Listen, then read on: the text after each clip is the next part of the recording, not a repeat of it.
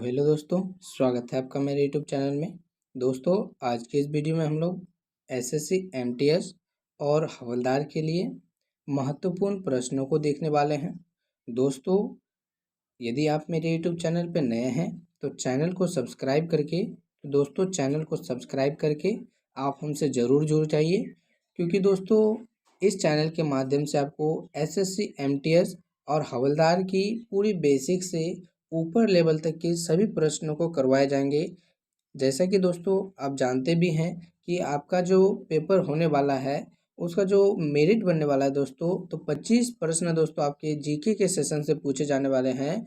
और 25 दोस्तों प्रश्न इंग्लिश पे डिपेंड करते हैं, अर्थात आपके जो 150 नंबर के जो एग्ज़ाम होने वाले हैं उसमें 75 नंबर आपके मात्र जीके के सेशन से ही पूछे जाते हैं। तो दोस्तों इन 25 प्रश्नों के बेहतरीन तैयारी के लिए दोस्तों आप हमारे यूट्यूब चैनल पे जुड़ के रहिए। यहाँ पे दोस्तों कंटिन्यू आप एमटीएस और हवलदार की तैयारी के लिए वीडियो अपलोड करवाई जाती है एवं सेलेक्टेड प्रश्नों को इस चैनल के माध्यम से आपको करवाई जाती है। तो दोस्तों बिना समय गवाए चलते हैं आज के प्रश्नों की ओर। उससे पहले जरूरी नोटिफिकेशन यह भी है आपके लिए दोस्तों कि आपका एसएससी एमटीएस का जो सीट है उसे एसएससी के ऑफिशियल वेबसाइट पर एक नोटिफिकेशन द्वारा बताया गया है कि उसके सीट में बढ़ोतरी कर दी गई है। दोस्तों तो आप अपनी एक सीट के लिए जी तोड़ मेहनत में लग जाइए। दोस्त के फॉर्म के डेट में वृद्धि दोस्तों और पदों में भी वृद्धि कर दी गई है, अर्थात जो आपके पहले वाले पद थे, पहले वाले वैकेंसी थे उसमें दोस्तों कुछ और पदों को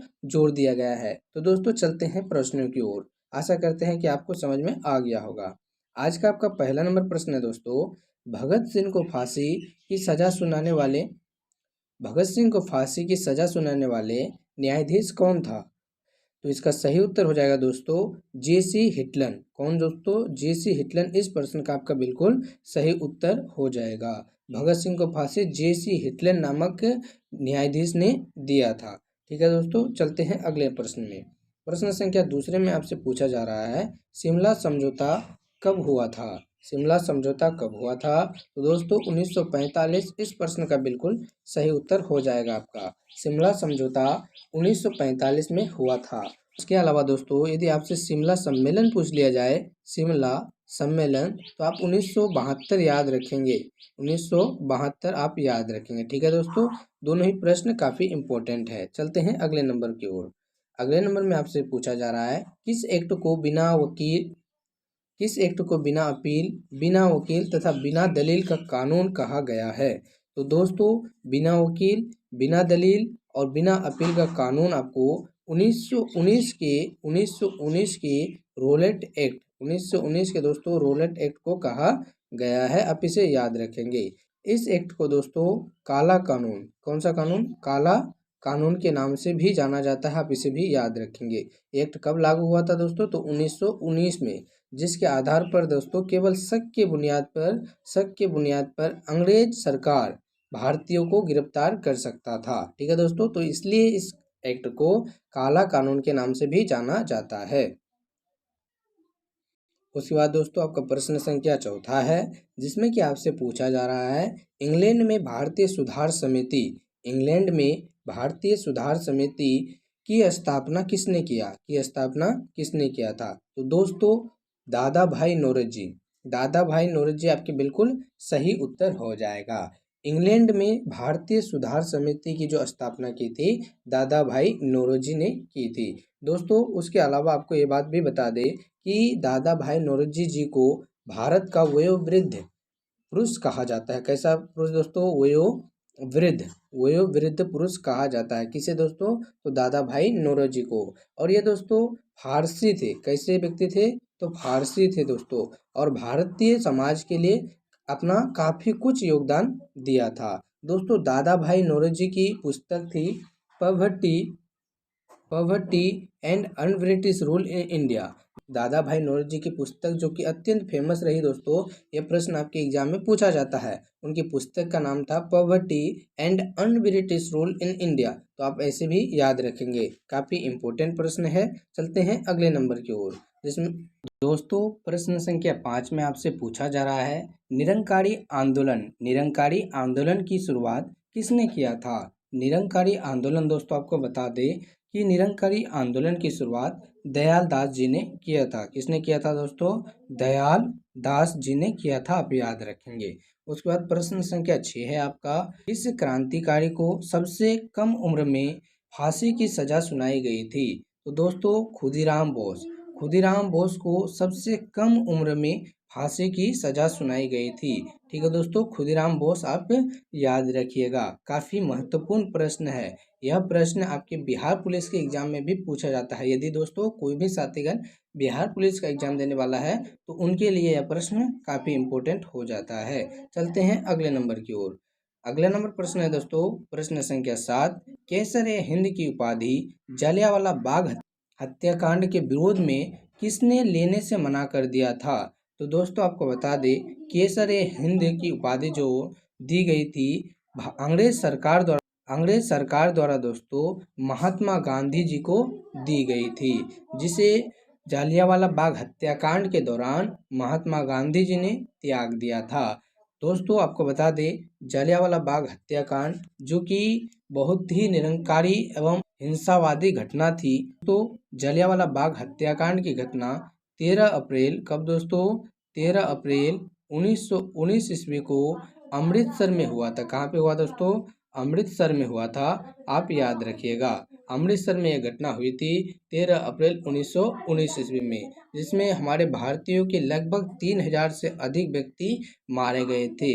लेकिन दोस्तों अंग्रेज इसे मानने के लिए तैयार नहीं था। वे तो अंग्रेजों के कहे अनुसार भारतीयों की डाटा बहुत कम थी, लेकिन दोस्तों सच्चाई यह थी कि लगभग दोस्तों 3000 से अधिक बूढ़े, बच्चे, औरत एवं जवान व्यक्ति भारत के नागरिक दोस्तों इस घटना के दौरान मारे गए थे। दोस्तों आपसे यह भी प्रश्न पूछा जा सकता है कि जालियांवाला बाग हत्याकांड के गोली चलाने का आदेश किसने दिया था? दोस्तों तो आपको बता दें, जालियांवाला बाग हत्याकांड के दौरान गोली चलाने का आदेश जो दिया था जनरल ओ डायर ने दिया था। General O Dyer. कौन दोस्तों? जनरल ओ डायर ने जालियांवाला बाग हत्याकांड के दौरान गोली चलाने का आदेश दिया था। उसके बाद आपका अगला नंबर प्रश्न है प्रश्न संख्या 8, जिसमें कि आपसे पूछा जा रहा है गदर पार्टी का स्थापना किसने किया था? तो दोस्तों गदर पार्टी का स्थापना लाला हरदयाल जी ने 1913 ईस्वी में किया था। और दोस्तों कहाँ पे किया था? तो सैन फ्रांसिस्को आप याद रखेंगे। सैन फ्रांसिस्को जगह का नाम हुआ दोस्तों। पार्टी कौन सी थी? गदर पार्टी थी। स्थापना किसने किया? लाला हरदयाल जी ने। 1913 ईस्वी इसका काल था दोस्तों, और स्थान था सैन फ्रांसिस्को। दोस्तों प्रश्न संख्या 8 को देखने के बाद प्रश्न संख्या 9 को देख सकते हैं आप, जिसमें कि आपसे पूछा जा रहा है साइमन कमीशन को किस नाम से जाना जाता है? तो दोस्तों आपको बता दें, साइमन कमीशन को व्हाइट मैन कमीशन के नाम से भी जाना जाता है। उसके बाद प्रश्न संख्या 10 है आपका, कांग्रेस का विभाजन कब और किन दलों के बीच में हुआ था? तो दोस्तों कांग्रेस का विभाजन 1907 के सूरत अधिवेशन कांग्रेस के सूरत अधिवेशन के दौरान दोस्तों 1907 ईस्वी में हुआ था। किस दल में हुआ था? तो दोस्तों एक था गरम दल और दूसरा बढ़ गया था नरम दल में। दोस्तों गरम दल और नरम दल आप याद रखिएगा। और दोस्तों यदि पूछ लिया जाए कि कांग्रेस विभाजन रद्द अर्थात गरम दल और नरम दल एक कब हुए थे, तो आपको बता दें कि 1916 के लखनऊ अधिवेशन के दौरान 1916 में दोस्तों आपका कांग्रेस का लखनऊ अधिवेशन हुआ था, जिसमें दोस्तों गरम दल और नरम दल के बीच आपसी समझौता हो चुका था, दोनों एक हो गए थे। ठीक है दोस्तों, चलते हैं अगले नंबर की ओर।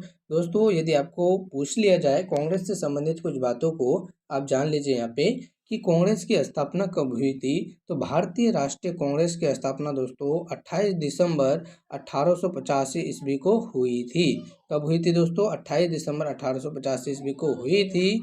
और दोस्तों यदि पूछ लिया जाए कि इसके संस्थापक या इसकी स्थापना किसने की थी, तो एक अंग्रेज अधिकारी दोस्तों ए ओ ह्यूम ने दोस्तों भारतीय राष्ट्रीय कांग्रेस की स्थापना की थी? भारतीय राष्ट्रीय कांग्रेस की स्थापना की थी। दोस्तों जगह कौन सा था? तो दोस्तों आप इतना कुछ पहले देख लीजिए, फिर आपको जगह भी बता देते हैं कि गोपाल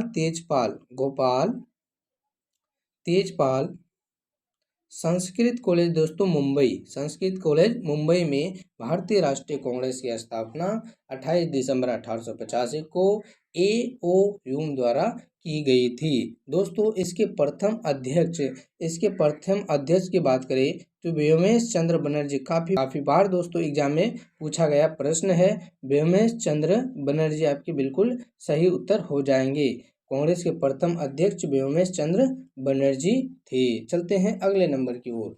11 नंबर प्रश्न है दोस्तों, कांग्रेस के प्रथम मुस्लिम अध्यक्ष कौन थे? तो दोस्तों कांग्रेस के प्रथम मुस्लिम अध्यक्ष कौन थे? तो आपको बता दे बदरुद्दीन तैयब जी कांग्रेस के प्रथम मुस्लिम अध्यक्ष थे। दोस्तों प्रथम मुस्लिम अध्यक्ष बदरुद्दीन तैयब जी। प्रथम फारसी अध्यक्ष कौन थे दोस्तों? प्रथम फारसी अध्यक्ष दादा भाई नौरोजी थे। आपके कौन थे? नौरोजी थे, दादा भाई नौरोजी, जिनकी पुस्तक पॉवर्टी एंड अनब्रिटिश रूल कि इसके बारे में पहले भी आपको बता चुके हैं। काफी इंपॉर्टेंट प्रश्न है दोस्तों। और प्रथम अंग्रेज अध्यक्ष यदि आपसे पूछ लिया जाए तो जॉर्ज यूले आप याद रखेंगे। दोस्तों प्रथम अंग्रेज अध्यक्ष जॉर्ज यूले हो जाएंगे। उसके अलावा दोस्तों यदि प्रथम महिला अध्यक्ष पूछ लिया जाए तो एनी बेसेंट। भारतीय राष्ट्रीय कांग्रेस की प्रथम महिला अध्यक्ष कौन थी? Annie Besant. दोस्तों प्रश्न ऐसे भी घुमा के पूछा जा सकता है कि भारतीय राष्ट्रीय कांग्रेस की प्रथम महिला अध्यक्ष एनी बेसेंट और भारतीय राष्ट्रीय कांग्रेस के प्रथम ध्यान दीजिएगा दोस्तों, प्रथम भारतीय महिला अध्यक्ष कौन थी? तो सरोजनी नायडू। दोस्तों कौन थी? सरोजनी नायडू। दोस्तों प्रश्न दोनों पूछा जा सकता है। प्रथम महिला अध्यक्ष एनी बेसेंट दोस्तों, एनी बेसेंट, और प्रथम भारतीय महिला अध्यक्ष सरोजनी नायडू। तो दोनों ही प्रश्न काफी इंपॉर्टेंट है, आप कंफ्यूज ना हो। प्रथम भारतीय अध्यक्ष सरोजनी नायडू महिला में, और दोस्तों प्रथम महिला अध्यक्ष सिर्फ वो हो जाएंगे एनी बेसेंट। चलते हैं अगले नंबर की ओर। तो दोस्तों अगला नंबर प्रश्न है आपका, मराठा साम्राज्य के संस्थापक कौन थे? मराठा साम्राज्य की बात करें तो शिवाजी इसका बिल्कुल सही उत्तर हो जाएगा। दोस्तों मराठा साम्राज्य के संस्थापक शिवाजी थे। प्रश्न संख्या 13 है। उसके बाद शिवाजी द्वारा लगाए दो कर महत्वपूर्ण थे दोस्तों आपके। शिवाजी द्वारा जो लगाए गए थे, एक था चौथ और दूसरा था सरदेशमुखी। चौथ और सरदेशमुखी दोस्तों शिवाजी द्वारा लगाया गया दो प्रमुख कर थे, दो प्रमुख टैक्स थे दोस्तों, आप याद रखेंगे। दोनों ही टैक्स दोस्तों काफी महत्वपूर्ण थे, इनसे प्रश्न आपके एग्जाम में आते हैं। उसके बाद 14वां नंबर प्रश्न है दोस्तों, स्वतंत्र भारत के प्रथम गवर्नर जनरल कौन था? स्वतंत्र भारत का प्रथम गवर्नर जनरल दोस्तों लॉर्ड माउंटबेटन थे। 1947 में भारत स्वतंत्र हुआ और उस समय दोस्तों गवर्नर जनरल के रूप में लॉर्ड माउंटबेटन थे। दोस्तों यदि आपसे पूछ लिया जाए कि स्वतंत्र भारत के प्रथम भारतीय दोस्तों प्रथम भारतीय गवर्नर जनरल कौन थे? तो सी राजगोपालाचारी दोस्तों आपका बिल्कुल सही उत्तर हो जाएगा, सी राजगोपालाचारी। क्योंकि दोस्तों चक्रवर्ती राजगोपालाचारी आप याद रखेंगे, सी अर्थात चक्रवर्ती राजगोपालाचारी। दोस्तों यह भारतीय थे और स्वतंत्रता के बाद बने थे, इसलिए स्वतंत्र भारत के प्रथम गवर्नर जनरल हमारे देश के सी राजगोपालाचारी अर्थात चक्रवर्ती राजगोपालाचारी हुए। उसके बाद प्रश्न संख्या 15 है आपका, रंगीला बादशाह किसे कहा जाता था? दोस्तों किसे कहा जाता था? तो मोहम्मद शाह का बिल्कुल सही उत्तर हो जाएगा, जिसको दोस्तों रंगीला बादशाह के नाम से जाना जाता था। उसके बाद संख्या 16 है आपका, ईरान का नेपोलियन किसे कहा गया है? ईरान का नेपोलियन दोस्तों किसे कहा गया है? तो यदि आपसे पहले भारत का नेपोलियन पूछ लिया जाए दोस्तों, पहले इंडिया का नेपोलियन अर्थात भारत का नेपोलियन कौन था, पहले इसे बता दीजिए। तो दोस्तों समुद्रगुप्त, भारत का नेपोलियन समुद्रगुप्त को कहा जाता है। दोस्तों समुद्रगुप्त को ही उसके सिक्कों पर बीना बजाते हुए भी दिखाया गया है। समुद्रगुप्त को ही दोस्तों उनके सिक्कों पर बीना बजाते हुए दर्शाया गया है। प्रश्न की ओर देखिए तो प्रश्न में पूछा जा रहा है ईरान का नेपोलियन, तो दोस्तों ईरान का नेपोलियन हो जाएगा नादिर शाह को दोस्तों ईरान का नेपोलियन कहा जाता है। उसके बाद प्रश्न संख्या 17 है आपका, मुगल दरबार में आने वाले प्रथम अंग्रेज कौन थे? मुगल दरबार में दोस्तों आने वाले प्रथम अंग्रेज कौन थे? तो कैप्टन हॉकिंस, कैप्टन हॉकिंस दोस्तों इस प्रश्न का बिल्कुल सही उत्तर हो जाएगा। यदि पूछ लिया जाए दोस्तों प्रथम अंग्रेज अधिकारी किस मुगल सम्राट के साम्राज्य में आए थे, तो दोस्तों जहांगीर आप याद रखेंगे, जहांगीर के शासनकाल में दोस्तों प्रथम अंग्रेज अधिकारी के रूप में कैप्टन हॉकिंस आए थे। उसके बाद अगला नंबर प्रश्न है आपका। अगला नंबर प्रश्न में आपसे पूछा जा रहा है गुरुमुखी लिपि का आरंभ किसने किया था? गुरुमुखी लिपि का आरंभ किसने किया था? तो दोस्तों आपको बता दे गुरुमुखी का जो आरंभ किया था दोस्तों गुरु अंगद ने किया था। गुरु अंगद सिखों के गुरु थे दोस्तों। गुरु अंगद ने गुरुमुखी लिपि का आरंभ करवाया था। और दोस्तों गुरुमुखी लिपि किस भाषा की लिपि मानी जाती है या किस भाषा की लिपि है? तो दोस्तों आपको बता दें पंजाबी भाषा, पंजाबी भाषा की लिपि कौन सी है? गुरुमुखी लिपि है, आप याद रखेंगे। उसके अलावा दोस्तों यदि पूछ लिया जाए हिंदी भाषा की लिपि कौन सी है, तो दोस्तों हिंदी भाषा की लिपि दोस्तों आपके देवनागरी लिपि हो जाएगी। हिंदी भाषा की लिपि देवनागरी लिपि। और दोस्तों सबसे प्राचीनतम लिपि कौन सी है? तो ब्राह्मी लिपि दोस्तों। सम्राट के अशोक के अभिलेख जो दोस्तों थे वो ब्राह्मी लिपि में लिखे गए थे, आप याद रखेंगे। हिस्ट्री से ऐसे प्रश्न आते हैं आपके एग्जाम में। उसके बाद प्रश्न संख्या 19 है आपका प्रथम गोलमेज सम्मेलन कब हुआ था? प्रथम गोलमेज सम्मेलन कब हुआ था? तो दोस्तों 17 नवंबर 1930 ईस्वी में प्रथम गोलमेज सम्मेलन 17 नवंबर 1930 ईस्वी में हुआ था। उसके बाद दोस्तों आज का अंतिम नंबर प्रश्न है आपका फोर्ट विलियम कॉलेज की स्थापना किसने की थी? उससे पहले दोस्तों आंसर को जानने से पहले आप यदि अभी तक मेरे यूट्यूब चैनल को सब्सक्राइब कर हमसे नहीं जुड़े हैं तो दोस्तों कृपया करके चैनल को सब्सक्राइब करके हमसे जुड़ जाइए, ताकि दोस्तों इस चैनल के माध्यम से आपकी तैयारी बेहतरीन कर सके हम। और दोस्तों अपने दोस्तों तक या अपने परिवार के किसी सदस्य तक जो भी दोस्तों आपके एसएससी एमटीएस और हवलदार की तैयारी में लगे हुए हैं, उनका फॉर्म अप्लाई किए हैं दोस्तों, उन तक वीडियो को जरूर शेयर कीजिए, ताकि वही भी अपनी तैयारी को दोस्तों जीके जीएस के 75 नंबर के सेशन को दोस्तों कंप्लीट बेसिक थ्योरी से कर सके। तो दोस्तों उन तक वीडियो को जरूर शेयर कर दीजिए। और दोस्तों ये सारा कुछ पीडीएफ यदि आप फ्री में चाहते हैं तो हमारा टेलीग्राम का लिंक आपको डिस्क्रिप्शन में मिल जाएगा, वहां से जुड़कर दोस्तों ये सारा कुछ पीडीएफ आप फ्री में पढ़ सकते हैं। ठीक है दोस्तों, तो अंतिम नंबर प्रश्न है आपका प्रश्न संख्या 20 में फोर्ट विलियम कॉलेज की स्थापना किसने की थी? फोर्ट विलियम कॉलेज की स्थापना दोस्तों लॉर्ड वेलेस्ली इस प्रश्न का बिल्कुल सही उत्तर हो जाएगा। तो दोस्तों आशा करते हैं कि आपको सारा कुछ समझ में आया होगा। यहाँ तक वीडियो पे बने रहने के लिए आपका बहुत बहुत धन्यवाद दोस्तों। कंटिन्यू इसी प्रकार आगे के सारे वीडियो देखने के लिए दोस्तों आप हमारे चैनल को सब्सक्राइब कर हमसे जरूर जुड़ जाइए। तो दोस्तों मिलते हैं किसी बेहतरीन वीडियो के साथ फिर अगले वीडियो में, तब तक के लिए आपका बहुत बहुत धन्यवाद।